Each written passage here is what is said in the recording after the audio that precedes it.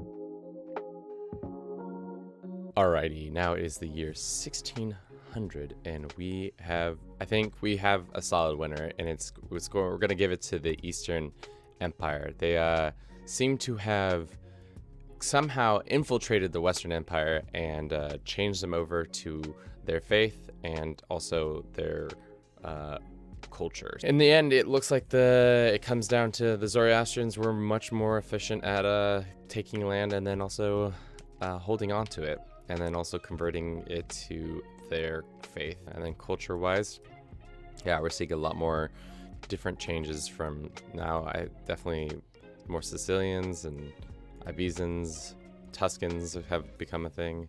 So then let's look at development. Oh, wow, this is a bright yellow map. So they've been busy, even more development added to the game. But I think that's because with the later items, like all the buildings have given them more development, as well as the innovations that cultures give. They are gonna have a lot more boons. Let's look at the internal systems that are going on. Wow, Tahirt is clan of Tahirt. Was that true before? Is it because they're called clans of...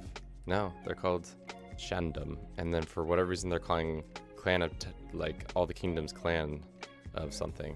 But that one's still... Novgorod is still Greek, so that's why that one's not called that. But clan of Aquitaine. Interesting. Of the two families that we started off with, has any of the Easterns... Yeah. Ooh. One of the Eastern family is still alive. They have several immortal children who are very spooky. So they have some people who are still in power, but a lot of them are just Duke tiers. Primary West is still in power. It's funny because technically, I think he could get put back in power. That'd be kind of funny to see. Try to have him be one of his Western children descendants, be one of his Western descendants, and try to get him back on the throne. They have done a much better job of holding power. They have much more kings. So that is East versus West. We have a clear victor here. It's going to the East. So thank you so much for watching. If you enjoyed this, don't forget to comment, like, and subscribe. And as always, have a good rest of your day. Goodbye.